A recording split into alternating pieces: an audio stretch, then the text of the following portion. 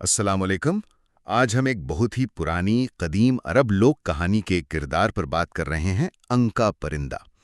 اس پر کافی دلچسپ معلومات ملی ہیں امبر وائس یوٹیوب چینل کی ایک ویڈیو سے۔ جی بالکل، یہ کہانی ہے ایک آپ سمجھیں ایک دیو کامت پرندے کی، بہت طاقتور، اور اس کا ذکر صرف اسلامی روایات میں ہی نہیں کئی اور ثقافتوں میں بھی ملتا ہے۔ تو آج ہم ذرا گہرائی میں جا کر دیکھیں گے کہ اس ویڈیو کی روشنی میں یہ قصہ کیا ہے، اس کا پس منظر کیا ہے۔ اچھا، تو ویڈیو کہتی ہے کہ یہ اتنا بڑا تھا کہ ہاتھیوں کو اپنے پنجوں میں اٹھا لیتا تھا۔ آپ سوچیں ذرا۔ جی ہاں، ناقابل یقین لگتا ہے، اور یہ بھی کہ جب وہ اڑتا تھا تو اس کے پروں سے جیسے بجلی کڑکنے کی آواز آتی تھی۔ اوہ، اور عمر؟ 1000 سال! 1000 سال عمر، اور ساتھ ہی یہ بھی کہا گیا کہ وہ پرندوں میں سب سے زیادہ خوبصورت تھا۔ اچھا، تو اسلامی روایت میں اس کا کیا ذکر ہے؟ آپ نے کہا ذکر ہے، جی تفصیل سے ہے۔ حضرت ابن عباس رضی اللہ عنہ سے ایک قول منسوب ہے کہ اللہ تعالیٰ نے اسے حضرت موسیٰ علیہ السلام کے زمانے میں بنایا تھا۔ موسیٰ علیہ السلام کے زمانے میں؟ جی، اور اس کے 4 بازو تھے اور چہرہ انسان جیسا تھا۔ انسان جیسا چہرہ ہی؟ یہ تو حیران کن ہے نا؟ نا۔ اور اس کا رزق مطلب کھانے پینے کا سامان بیت المقدس کے آس پاس جو جانور تھے وہ تھے۔ اچھا، تو پھر کیا ہوا؟ وہیں رہا؟ نہیں، روایت یہ کہتی ہے کہ جب حضرت موسیٰ علیہ السلام کا انتقال ہو گیا تو یہ پرندہ وہاں سے ہجرت کر گیا، حجاز کی طرف آ گیا، یعنی عرب کے علاقے میں۔ اچھا، عرب میں آ گیا۔ جی، اور یہیں سے پھر اس کی کہانی جڑتی ہے اہل الرس اور حضرت حنظلہ علیہ السلام کے قصے سے۔ اہل الرس، یہ کون لوگ تھے اور انکا سے ان کا کیا واسطہ پڑا؟ اہل الرس یہ شمالی عرب کی ایک قوم تھی۔ ان کے علاقے میں ایک پہاڑ تھا، کوہ میخ، وہاں یہ اونکا رہتا تھا۔ اچھا۔ تو ہوا یہ کہ ایک دفعہ شاید بھوک کی وجہ سے اس اونکا نے ان کی بستی پر حملہ کر دیا اور ایک بچہ اٹھا کر لے گیا۔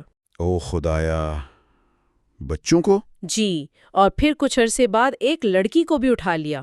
اب ظاہر ہے قوم تو پریشان ہو گئی۔ بہت زیادہ خوف پھیل گیا ہوگا۔ پھر انہوں نے کیا کیا؟ وہ گئے اپنے نبی کے پاس، حضرت حنظلہ بن صفوان علیہ السلام، ان سے شکایت کی کہ بھئی یہ مصیبت آ پڑی ہے۔ تو حضرت حنظلہ نے کیا کیا؟ حضرت حنظلہ علیہ السلام نے اللہ سے دعا کی، بد دعا کی اس پرندے کے لیے، تو اس پر آسمان سے بجلی گری اور وہ وہیں ہلاک ہو گیا۔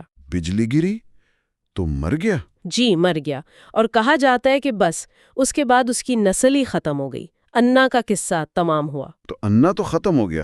اچھا، ان اہل الرس کا کیا بنا پھر؟ ویڈیو میں کچھ بتایا ان کے بارے میں؟ ہاں، تھوڑا سا ذکر ہے ان کا بھی۔ الرس نام انہیں ایک کنویں کی وجہ سے ملا تھا۔ خیر، حضرت حنظلہ نے انہیں اللہ کی طرف بلایا، توحید کی دعوت دی، اور انہوں نے انکار کر دیا، بلکہ نبی کو شہید ہی کر دیا۔ تو پھر ان پر اللہ کا عذاب آیا، وہ کنواں خشک ہو گیا اور قوم پیاس اور قحط سے تباہ ہو گئی۔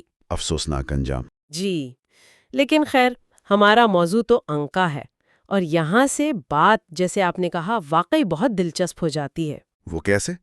میرا مطلب ہے، یہ تو عرب کی کہانی لگ رہی تھی۔ لیکن اصل میں ایسا نہیں ہے، اور ویڈیو کا ایک اہم نقطہ یہی ہے کہ دنیا بھر میں مختلف تہذیبوں کی جو اساطیری کہانیاں ہیں نا، ان میں ہمیں انکا جیسے یا اس سے ملتے جلتے بڑے بڑے پرندوں کا ذکر ملتا ہے، الگ الگ ناموں سے۔ اچھا، یہ تو بڑی عجیب بات ہے۔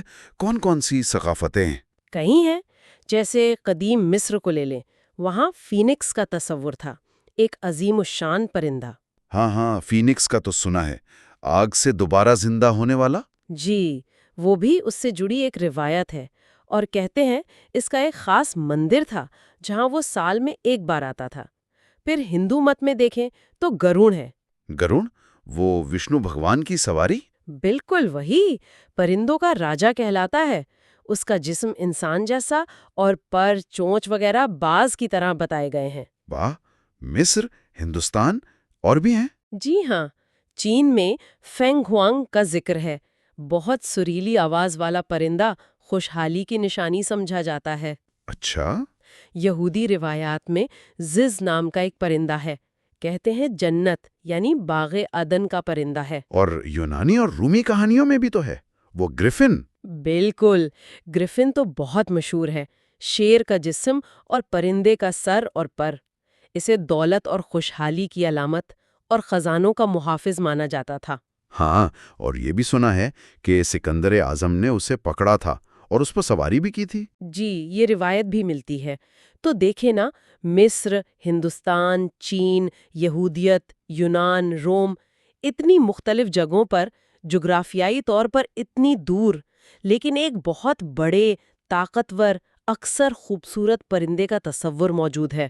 تو اس سب کا کیا مطلب نکلتا ہے؟ جیسا کہ ویڈیو میں بھی اشارہ ہے، کیا یہ سب صرف کہانیاں ہیں؟ یا ان پینٹنگز، مجسموں، قصوں کا اتنی تہذیبوں میں ہونا کیا اس بات کی طرف اشارہ کرتا ہے کہ شاید کبھی ایسی مخلوقات واقعی تھیں؟ یہ بہت گہرا سوال ہے، اور ویڈیو بھی اس کا کوئی حتمی جواب نہیں دیتی، بلکہ ایک طرح سے سوچنے پر مجبور کرتی ہے۔